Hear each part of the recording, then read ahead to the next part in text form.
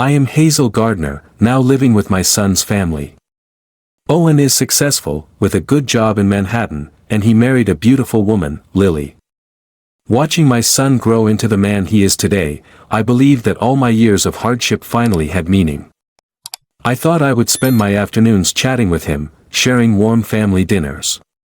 I expected care, or at least, some affection in return. When Owen and Lily told me they had found a luxury nursing home in the suburbs of New Jersey, my heart trembled.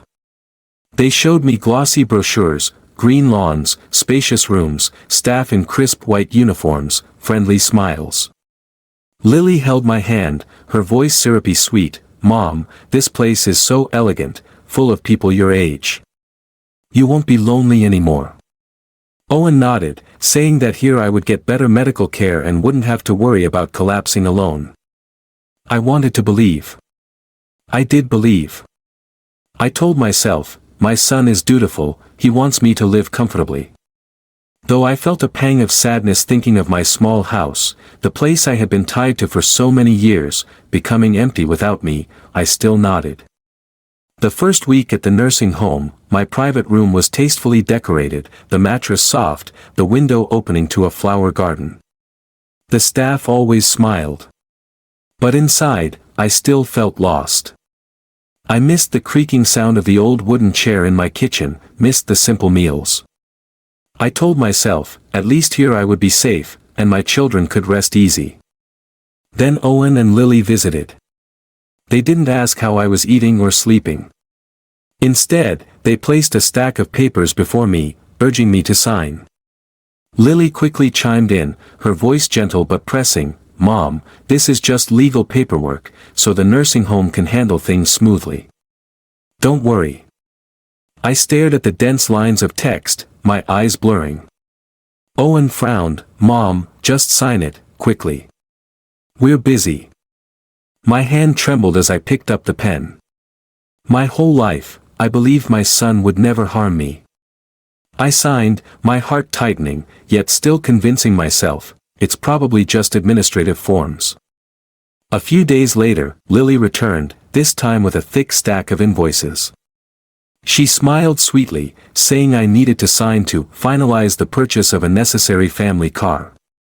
I froze when I saw my name tied to a brand new Mercedes. I whispered, "Why is it under my name?" Lily squeezed my hand lightly, her eyes gleaming cold. "Consider it a gift for your children. You're being cared for here now, so what do you need money for? Just sign quickly." I felt a lump in my throat but still lowered the pen with shaking hands. As the ink touched paper, my heart plummeted. Those blue strokes were like knives carving into my flesh. That night, I sat alone in my elegant room. Warm light filled the space, but it couldn't thaw my frozen heart. Memories poured back. My life, distilled into two words, sacrifice. For nearly 50 years, I stood at the chalkboard, each stick of chalk worn down with the days, each lesson plan scrawled in hurried handwriting. I scraped together every penny of my modest salary to raise my only son, Owen, to success. Perhaps I had deluded myself that pouring my whole life into him would be repaid with a peaceful old age. When my husband died in an accident, I bore the weight of both parents. At every meal, I gave Owen the better portion. Every winter, I wore a frayed coat, but his was always new. I never took a vacation, never bought myself anything expensive. Every cent, every ounce of strength, every broken dream, I wrapped them all up in one word, future, his future. But doubt crept in. A terrifying thought, was this really care, or was it a trap? I tried to push it away. I whispered to myself, no, my son would never harm me. He only wants what's best for me. Yet deep in the reflection staring back from the mirror was a glimmer of despair. I saw my aged face, eyes brimming with tears. I saw a trembling, lonely figure in a lavish but empty room. That night, I couldn't sleep. The ticking of the clock echoed like hammer blows against my chest. Each beat a reminder, I had been betrayed by my own flesh and blood. As the night lamp flickered, I closed my eyes and tears slipped free. My heart shattered, splintering into pieces. My life had been devoted to Owen, yet in return, I was left with nothing but cold papers and the cruel truth: my son was no longer my support, but the very one pushing me into the abyss. I thought I would grow accustomed to this nursing home. But each day revealed the truth behind its polished facade. The sleek phone in my room looked modern, but it only allowed me to dial reception, nurses, or management. When I tried calling an old friend, the call was instantly cut off, the screen flashing, invalid number. I asked staff for help, they smirked, "We'll make the call for you, it's easier that way." But no one ever called me back. I wrote letters to friends, carefully sealed the envelopes, handed them to staff to send. Yet no reply ever came. I grew anxious. Had my friends ignored me, or had my words never left this place? Once, by chance, I saw a nurse gathering letters, all the envelopes tucked into a drawer, locked away. My heart sank, my words were prisoners, never meant to escape these gates. Every time Owen and Lily visited, the tiny flicker of hope in me died again. They never asked how I lived, if I was lonely. They never noticed the new wrinkles on my face or the tremor in my hands. Instead, they always brought fresh stacks of documents. Lily gently pulled out a chair, speaking sweetly though her eyes were cold. "Mom, sign this for us. Just procedure, nothing to worry about." Owen, impatient, urged me to hurry so they could leave. There were times I wanted to question them, to refuse outright. But they always cornered me.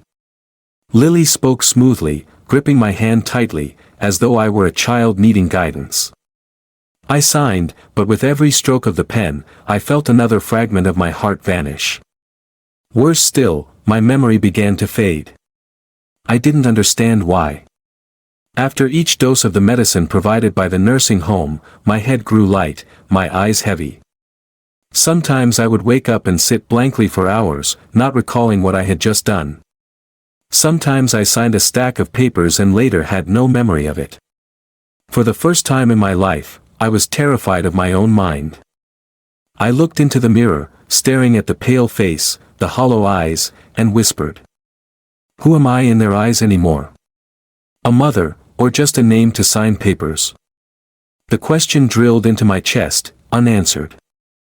The meals were laid out beautifully, knives and forks gleaming. But the food had lost all flavor, as if I were swallowing only the bitterness of loneliness. I sat in the middle of a luxurious but cold room, surrounded by thick walls, silent as though imprisoning me in a gilded cage. One afternoon, I tried walking in the garden. Golden sunlight spread across the lawn, yet every step felt unbearably heavy. I meant to chat with some of the other elderly, but their eyes were vacant, their replies disjointed. A woman sat on a bench, her hands trembling around a glass of water, lips mumbling meaningless phrases. I shivered. Would I one day become the same? That night, I couldn't sleep. The wind hissed through the crack of the door, mingling with the yellow lamplight cast across the table, my shadow flickering on the mirror. The reflection wavered, blurred, as if my very existence were being erased bit by bit. I reached out to the glass, feeling wrinkled skin and eyes weighed down. I realized, the splendor here was nothing but a veil. Behind it lay invisible control, delicate yet binding chains. I was no longer Hazel, a human being, but prey, trapped and waiting to be drained of what remained. Inside my chest, my heart pounded fast. I heard the echo of a whisper. I cannot just fade away. I can't. But then fear surged again, pressing down on every breath. That night, I sat motionless at the desk. I asked myself, was it my very own hands burying my life alive? And I knew, if I went on like this, one day I would no longer recognize who I was. I had slowly grown used to the loneliness inside that luxurious room, until one afternoon, when I went out to the garden for a breath of fresh air, I met a gaunt man, his hair a tousled silver, but his eyes sharp, gleaming like blades. He sat quietly on a stone bench. When I passed, he looked up and gave a faint smile. New here? He asked, his voice raspy but clear. I hesitated, then nodded. Yes. Hazel. Walter Mitchell, he introduced himself. First time in days someone spoken to me. I sat down beside him. We began talking. Walter said he had once been an investigative journalist, famous years ago for exposing major corruption scandals. But in the end, it was his own daughter who put him here, under the excuse of better care. He curled his lip. Care? No. Prison, that's what it is. His words chilled me. I don't know why, but I felt compelled to tell him my story about my hard past, about my son and daughter-in-law forcing me into this nursing home, about the murky papers I'd signed. He listened silently, then whispered. This place isn't safe, Hazel. It was built to look like paradise, but inside, it's a trap. I've watched long enough to be sure. I froze. He explained that many residents here were often injected with drugs that clouded their minds, then coaxed into signing important documents, financial trusts, property transfers. Lawyers, doctors, administrators, even their own children colluded together. The patients lost everything, while the vultures split the spoils. I sat in silence, heart hammering. Every word of his cut into my foggy memories, the papers I had signed, Owen's neglect, Lily's cold gaze. I wanted to argue, to tell myself it was just paranoia, but I shivered. Too many pieces fit.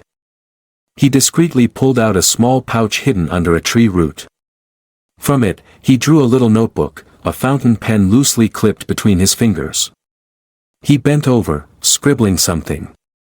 I leaned closer, curiosity tugging, and saw page after page crammed with tiny notes, dates, names, times. Walter opened the notebook, letting me read a few pages. Each line was precise. February 5th, Mrs. Jackson, room 304, signed power of attorney. February 10th, family emptied the account. February 12th, Mrs. Jackson, transferred facilities, no further news. I flipped through more pages, my hands trembling. Name after name, all ending the same way. Do you see? Walter stared into my eyes. This isn't coincidence. This is a hunting machine. And we are the prey. I clutched the notebook tight, my heartbeat racing. I recalled the times I'd been urged to sign, the haziness clouding me after each pill. A chill swept down my spine. I sank onto the bench, gasping. Then, the ones who disappeared, where did they go? Walter narrowed his eyes, voice slow, no one knows. But I can swear, they didn't walk out of here alive and well. We sat in silence for a long time. The wind rustled through the oak trees. And in that silence, for the first time, I felt I wasn't completely alone. Walter closed the notebook, his voice firm. We can't just sit here. Either let them wipe us out, or let the truth be seen. I looked at him. His eyes no longer carried the dull weariness of the other residents, but burned with fire. In them, I saw my own reflection, not the frail woman fading away, but someone whose anger was now ablaze. I thought of my little house, now in someone else's name. I thought of Owen, of Lily, of the cold ink-stained documents. Fear inside me began to twist into fury. For the first time in weeks, I felt the blood in my veins grow hot again. I asked softly, but, what can we do? Two old people in this place, against an entire system. Walter gave a faint smile. I have experience, you have courage. We still have time, and more importantly, we have the truth. That's what they fear the most. I held his frail hand, feeling the warmth dry but steady. A flicker of hope sparked within me. I was no longer just an old woman locked inside a golden cage. I had an ally, a man who understood, someone who had also been betrayed but had not yet surrendered. That night, when I returned to my room, I looked at myself in the mirror.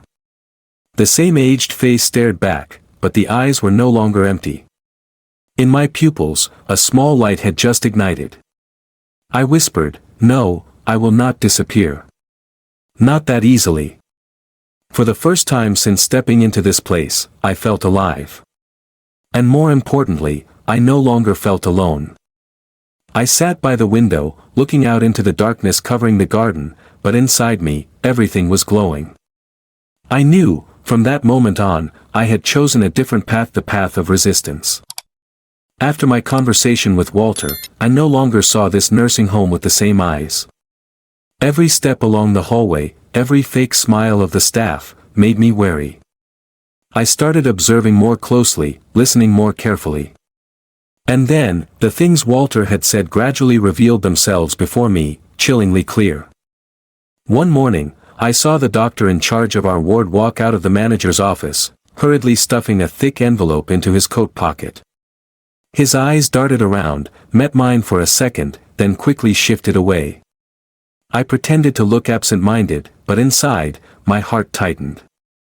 That afternoon, in the common room, an old woman named Harriet sat mumbling. My daughter told me to sign, just one paper, and then I'd go home. But the next morning, her room was empty, the bed freshly made. I asked a staff member, and they said she had been transferred. I wanted to believe them, but the way they avoided my eyes told me the truth. Harriet was never coming back. I told Walter what I had seen. He nodded, flipped open his notebook, and wrote, March 14th, Harriet, room 212, disappeared. His voice was raspy. See? This chain of disappearances goes on and on. They leave no trace, except for the signatures. Fear welled up inside me, but this time it didn't suffocate me. It transformed into rage. I remembered each paper I had signed, the deed transferring my house, the car invoice. Every line, every signature felt like a deep cut carved into my soul. I clenched my hands so tightly that my nails dug into my skin until they bled, but that pain made me sharper, more awake. Walter kept revealing more fragments, the friendly lawyer of the nursing home showing up regularly, always carrying stacks of documents needing signatures. Doctors prescribing sedatives and memory drugs in suspiciously high doses. The administrators pocketing commissions from families. Everything ran smoothly, legally on paper, but filthy in the shadows. This isn't just a few greedy individuals, Walter emphasized. This is a network. A spider's nest. And we're caught in the web. I stayed silent for a long while. In my mind appeared the image of Owen and Lily. I still wanted to fool myself into believing my son was innocent, that it was all Lily's manipulation. But the truth was, Owen had always stayed silent, even urging me to sign quickly. He was no longer the little boy who once clung to me when thunder frightened him. Now he was a stranger, cold as stone. Tears threatened, but I drew a deep breath, forcing myself not to cry. I realized, I could no longer be the weak woman who only trusted blindly. If I didn't stand up, I would vanish like Harriet, like so many others. That afternoon, Walter and I sat in his small room. He spread his thick notebook across the table, his bony finger pointing at the lines.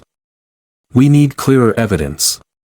Video, recordings, anything that shows they're forcing patients to sign while not in their right mind. I listened, my heart pounding. All my life, I had avoided trouble, but this was different. I nodded, feeling a fire blaze inside my chest.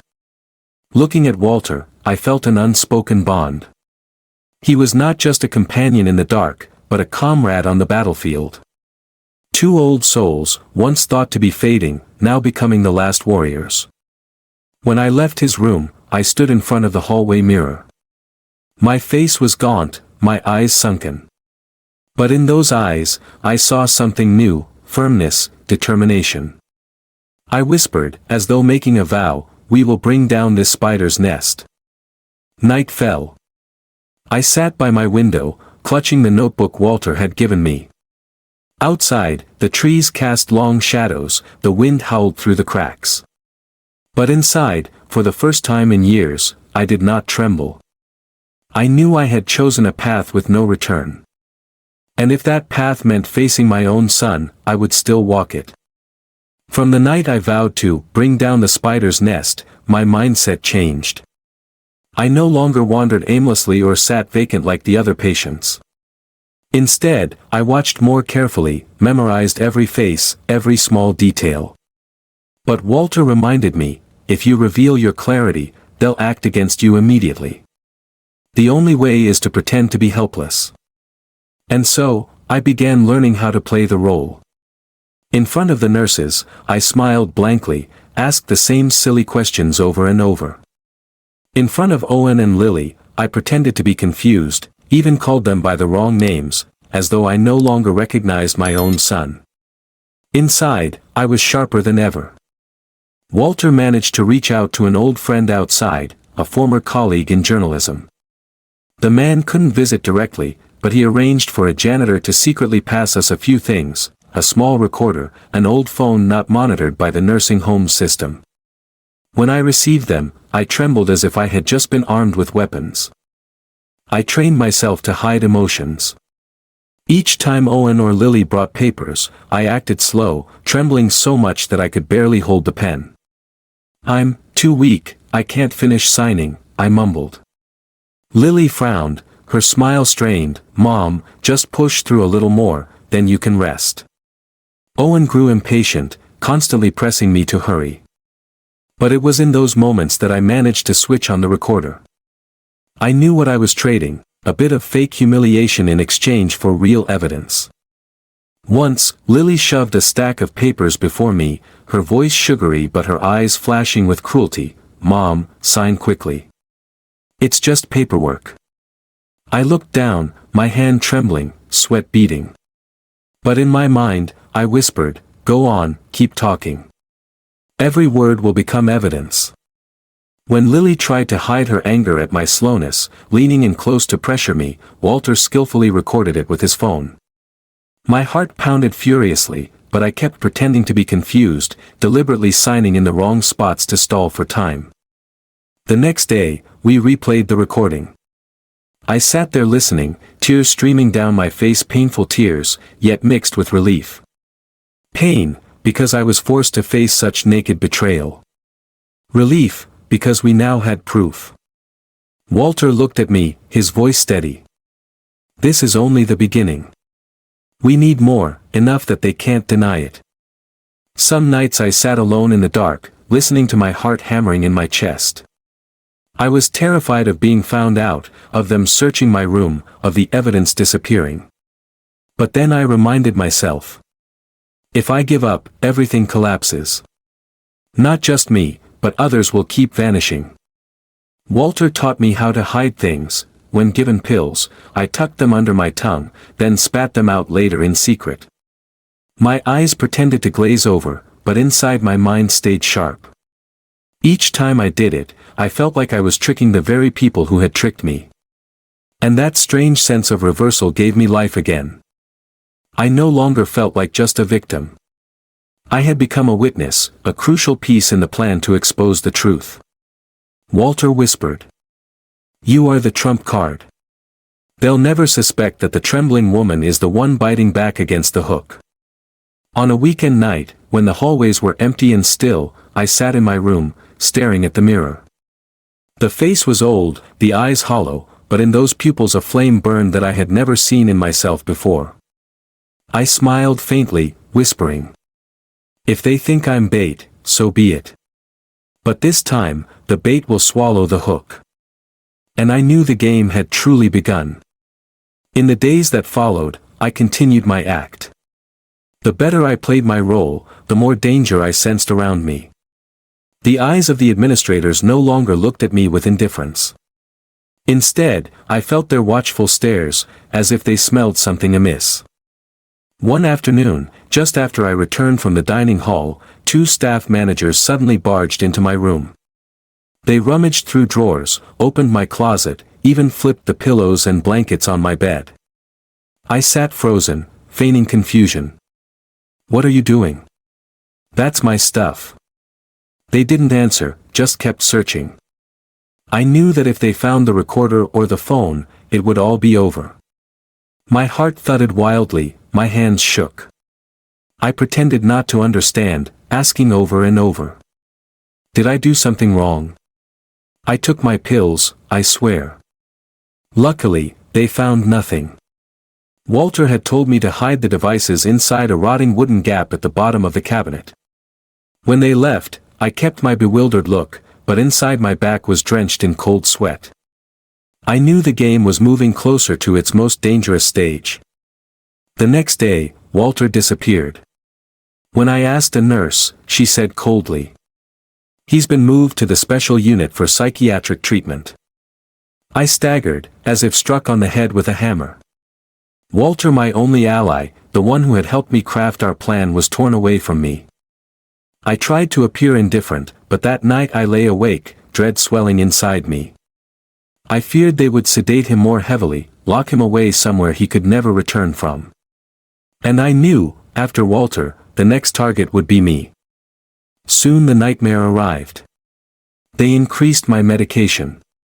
Each pill was placed in my hand by the nurse, who made me swallow it under her watchful eyes.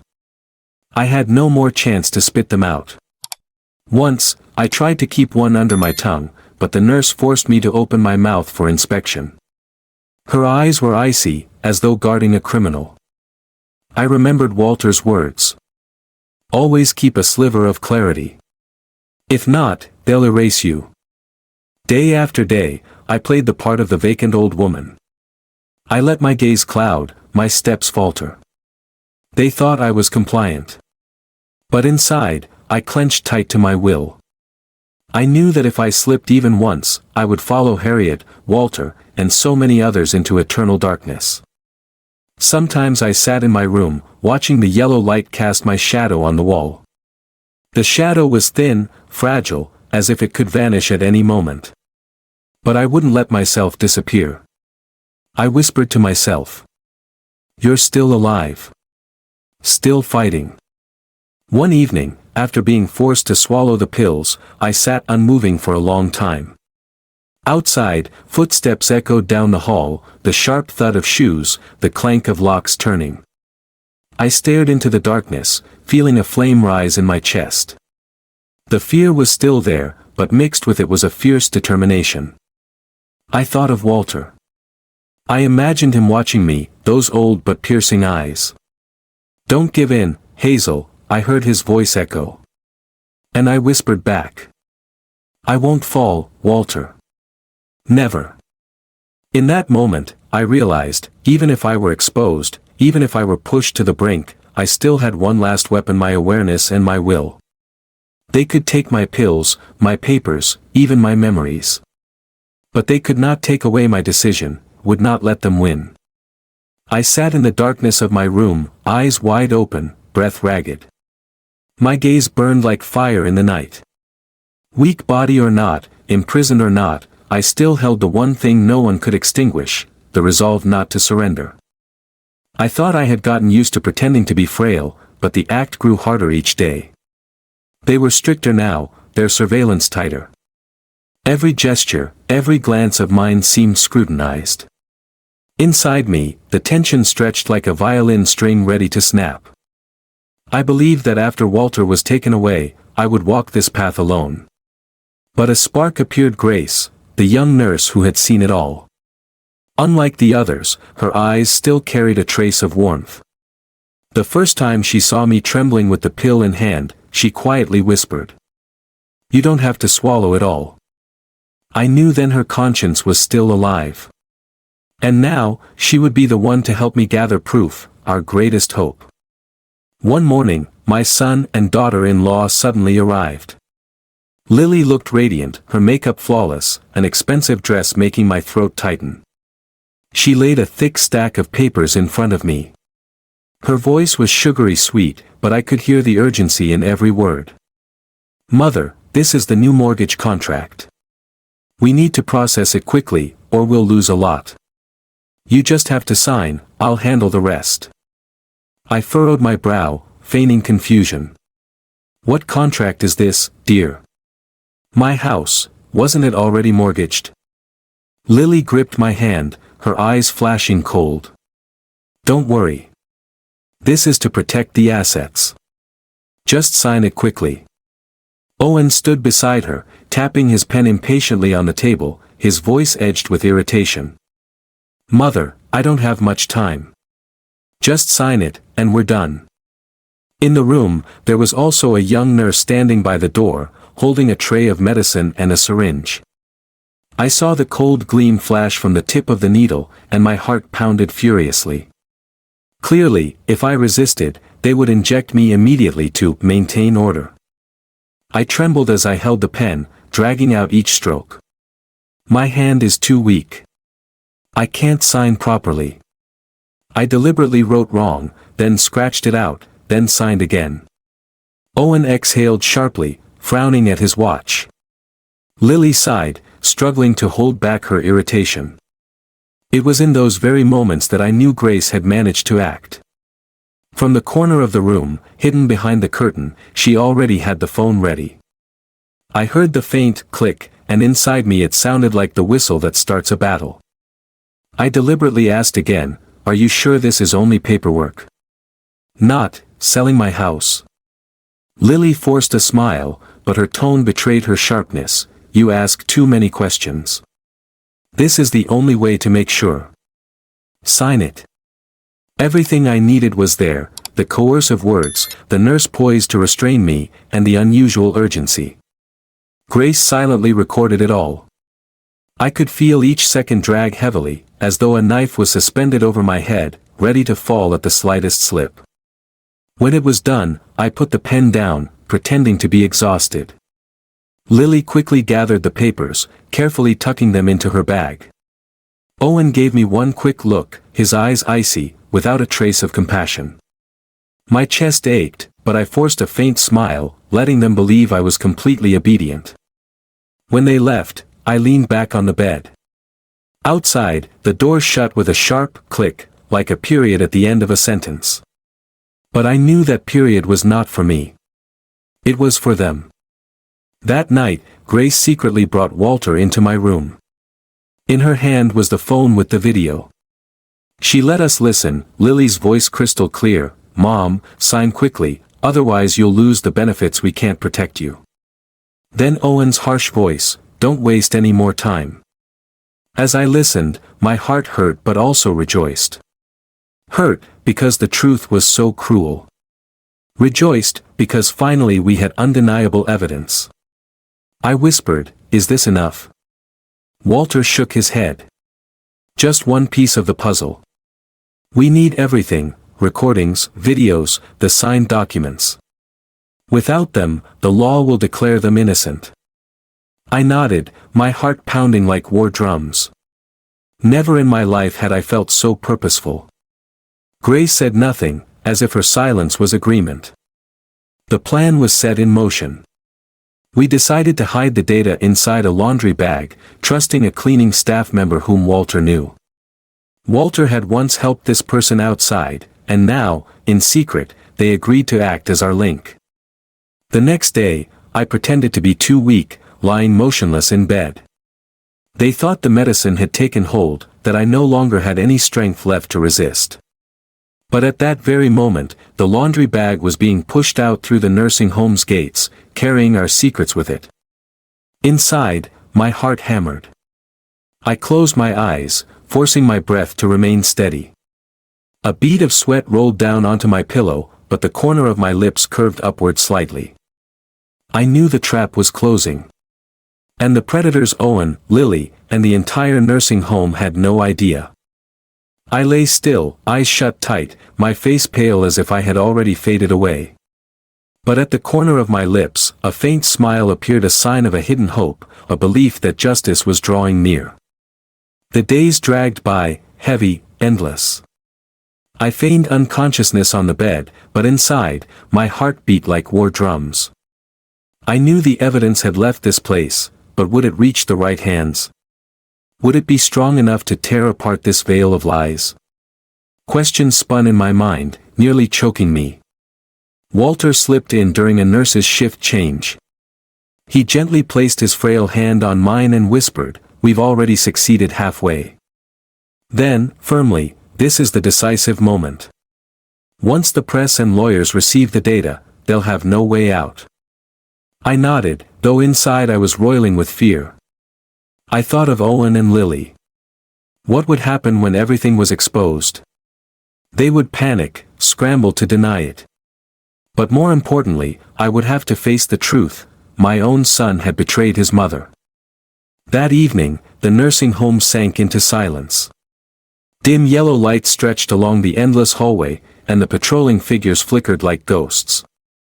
I lay in bed, eyes half closed, pretending to be drugged. Yet every sound sharpened my awareness: footsteps, doors opening, the rustle of papers. The next day, Owen and Lily appeared. Lily wore a luxurious coat, her lipstick a blazing red in the dim light. Owen looked restless, his face tense. Their footsteps echoed on the cold tile as they entered my room. Lily sat down beside the bed, taking my hand. Her voice was syrupy sweet, so fake it made me shiver. "Mom, we've taken care of everything. You don't have to sign anything else. Just rest now, be at ease." Owen leaned against the wall, arms crossed, as if he just wanted it all to end quickly. He muttered, almost under his breath, "It's done. Mom doesn't have anything left to worry about." I feigned confusion. "So, do I still have my house?" Owen flinched slightly, glancing at Lily. She quickly answered, evasively, "That house, let us handle it. You don't need to worry." Those words were captured in full on camera. I felt my lips tremble, but I kept pretending not to understand. I opened my eyes, feigning a blank stare. "You came to visit?" The air in the room grew heavy. Lily patted my hand, her voice steady. "This is the last time, Mom. Just rest here in peace. We'll take care of everything for you." Lily smiled, placing a kiss on my forehead. I felt my heartbeat race. In my mind, Walter's whisper echoed, "This is it. Let them expose themselves." I closed my eyes, letting a tear slip down slowly. But it wasn't despair. It was a tear for the truth, now so close to being revealed. Suddenly, sirens wailed outside the nursing home. I jolted. Owen spun toward the window. Lily frowned. "What is that?" Through the glass, flashing red and blue lights poured into the room. The rumble of police cars, hurried footsteps pounding down the hallway.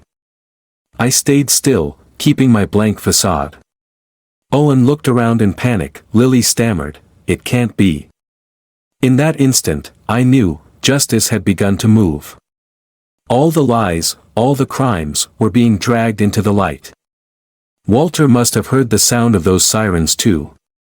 I imagined his face, those piercing eyes, that faint gentle smile. I slowly closed my eyes. A tear slid down my cheek onto the pillow. Not a tear of pain, but of faith. After so many years, I finally heard the call of freedom. The sirens kept wailing, the flashing blue and red lights spilling across the walls of my room, flickering without pause. I lay still, my trembling hand clutching the edge of the blanket, whispering in my heart, "You will regret this." The next morning, when the first rays of sunlight slipped through my window, I knew life would never be the same again. The noise from outside rushed in, so unlike the usual stillness. I heard heavy footsteps pounding, angry shouts, and even wailing cries. The nursing home once masked in false peace was now in chaos, like a shattered anthill.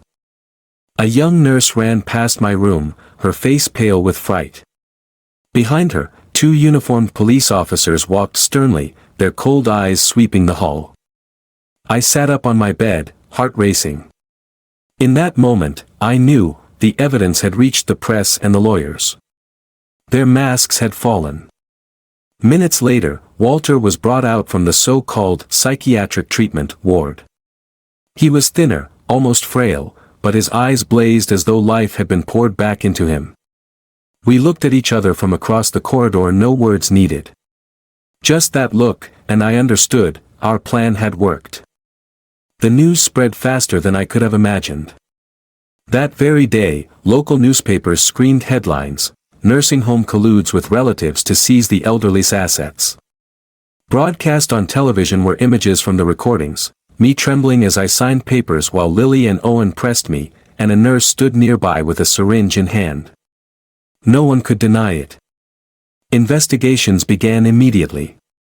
The nursing home director was handcuffed and led away, his once smug face now twisted and rigid. The doctor in charge, the one who always pocketed envelopes after each procedure, hung his head before the cameras, unable to defend himself. Other nurses were dragged out for questioning, some weeping and begging, others stunned as if only now awakening from a nightmare. I heard that the accounting books exposed a web of bribes, money flowing from lawyers, from patients' families, back into the pockets of management. A tangled network that once seemed airtight collapsed within days. Owen and Lily were also summoned. I did not see it in person, but on television I watched them leaving the police station, their faces ghost pale, their eyes vacant in the storm of public outrage. They were charged with elder abuse, asset theft, and document forgery. Their feeble excuses drowned in the roar of public fury. So many had endured similar pain, forced into silence and despair. Now, the truth swept through like a storm, stripping away every lie. The day I was released from the nursing home, the sky had never seemed so blue.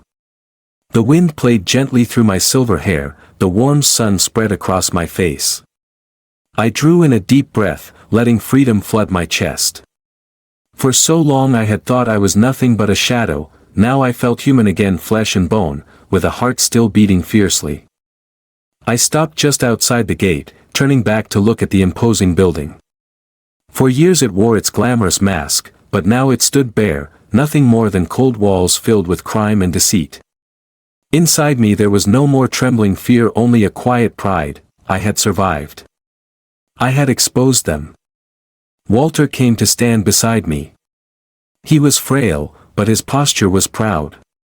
We didn't say much, only held each other's hands tightly. I felt the warmth of his trembling grip, in rhythm with my own heartbeat, weak, but unbroken. We walked away together, like two survivors emerging from a storm. I knew ahead there would still be trials, disputes, wounds that might never heal. But in that moment, I felt at peace. As I stepped beyond the iron gate, I stopped, tilting my head toward the crystal sky. A white cloud drifted lazily by, like a sign of new beginnings. I whispered softly, "I have walked out of the prison." I stood motionless for a few seconds, letting the wind toss my silver hair. My eyes lifted to the sky, shining bright, like those of someone reborn after endless darkness. I thought I was prepared for every scenario, but the interrogation at the police station still left a scar deep within me. They summoned me not for confrontation, but to confirm testimony and evidence. Yet I knew my presence alone was a silent dagger thrust into Owen's heart. When I entered that cold room, I saw my son sitting there. Owen, the boy I once cradled in the trembling arms of a young widow, now shrunken before me. He was gaunt, his face hollowed by sleepless nights. When our eyes met, I thought he would look away. But instead, Owen fell to his knees, clutching the hem of my skirt with shaking hands. "Mother, forgive me. I'm sorry." His voice cracked, breaking down like a child's. I froze, my whole body stiff. Memories crashed over me, Owen as a little boy, running home in tears after being bullied, collapsing into my arms. I had soothed him with every beat of my heart, believing that if I stayed strong, he would grow into a good man. But the reality before me was far from that past. Owen was no longer that child. He begged now, not out of love, but because of the sentence awaiting him. It was Lily, she pushed me to do it. "I never wanted to hurt you, Mother. Please believe me," Owen sobbed, his voice breaking. My eyes blurred as I looked at my son. For a fleeting second, I wanted to believe, to hold him like before. But then I remembered the cold documents, his impatient eyes urging me to sign, the times he stood silent while Lily pressed me. If he truly hadn't wanted it, why did he stay quiet? Why did he let me fall? From the corner, Lily screamed. "Don't you dare put it all on me. You agreed too. Don't think tears will save you." They turned on each other, their accusations slicing like knives. What they once hid under the mask of a happy family was now laid bare. I watched it unfold, feeling as though my heart were torn in two but no blood left to spill. Only emptiness remained. A police officer banged on the table, demanding order. I took a deep breath and looked straight at Owen. My gaze was icy cold, yet inside it carried a pain that words could never express. I lowered my head and whispered, just enough for him to hear. "You've lost the most precious thing of all, a mother's love." That sentence cut like a mortal blow. Owen lifted his head, his eyes bloodshot, his mouth agape, then collapsed onto the floor. His whole body shook as though drained of all strength. Lily struggled and screamed as the police handcuffed her, her face twisted in despair. I stood tall, looking at them one last time. My tears were gone. All that remained was a cold sorrow, a scar carved deep into my heart. I knew that after today, I could never return to the days of the past. I turned and walked slowly out of the room. Behind me, Owen's sobs and Lily's shrieks echoed, but I never looked back. Each step felt like walking across ashes heavy, but resolute. Out in the hallway, I leaned against the wall, my hand clutching my chest. My heart ached sharply, but mixed within was a sense of relief. I no longer had to deceive myself. My son had betrayed me, and I had faced that truth. A young police officer looked at me, his face showing a flicker of compassion. He said softly, "You're very strong. Not many could endure this." I gave only a faint smile. Strong? I didn't know. All I knew was that if I had been weak one more time, I wouldn't still be standing here. I walked out of the police station. Outside, the afternoon sun had tilted west, casting golden light across the busy street. People bustled by, unaware that inside that building had just unfolded a tragic drama of a family torn apart. I lifted my head, inhaled deeply. The breeze carried the faint scent of flowers, cool against the corners of my still burning eyes. I whispered to myself, "I have lost a son, but I have reclaimed myself." I left the station, my frail yet steady figure stretching long against the sunlit sidewalk. I did not look back, for behind me was nothing but the wailing of those who had severed the most sacred bond of blood. After all those dark months, I finally stepped out of the nightmare. The investigation ended, and the law officially declared justice for me, protecting what remained of my assets. I heard that those in the network, including Owen and Lily, now faced heavy charges. My heart twinged, but this time it was not the pain of betrayal, but release. They had chosen that path, and I no longer carried the burden for them. I left New Jersey, deciding to begin anew farther away, in Boston.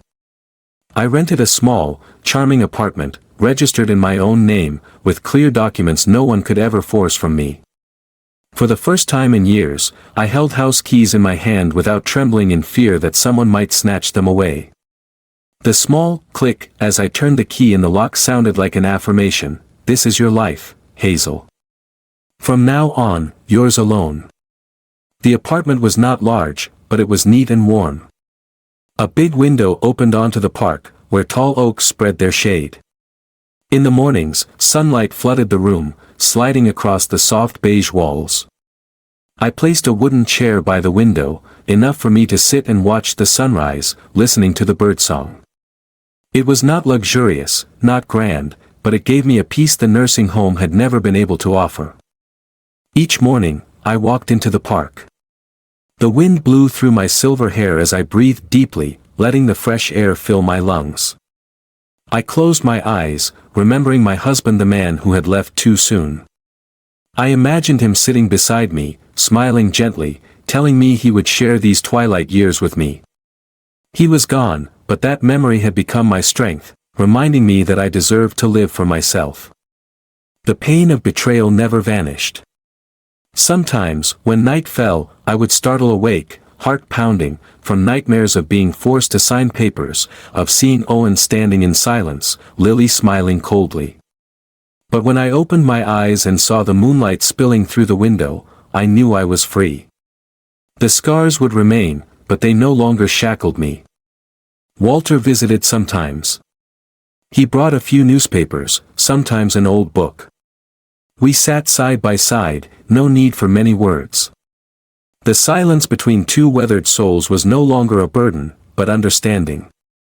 A nod, a glance, was enough to know we had survived the storm together. I realized then that companionship does not always come at the beginning of life, it can arrive late, as a fated gift. Walter could never replace the shattered bond of motherhood, but he was a witness to the truth, a reminder that I had never been alone. Now, I no longer feared silence. Once, silence was a prison where I was trapped in loneliness, under the manipulation of those who only pretended to love. But now, silence was freedom. Silence was when I sat beneath the oaks, hearing the rustle of leaves, feeling my heartbeat steady. Silence was strength, roaring louder than any scream. One morning, I stood at my window, watching the sunrise paint the park in gold. I smiled. In the reflection on the glass, I no longer saw a trembling, desperate woman in a nursing home. I saw an aged warrior, scarred but unbroken, who had walked through darkness and returned to the light. I whispered, as if to myself and to all those still enduring. Silence is not weakness. Sometimes, it is the roar of freedom. In that moment, I knew I was truly free. The lesson of this story is not only a warning against greed or betrayal, but proof of the strength of the human will when facing darkness. Old age does not mean helplessness. Sometimes, in our weakest seeming moments, we discover our greatest resilience. Freedom is not a gift granted by others, but the result of daring to rise and protect one's own dignity. And sometimes, silence is no longer endurance, it becomes the sharpest weapon to affirm existence.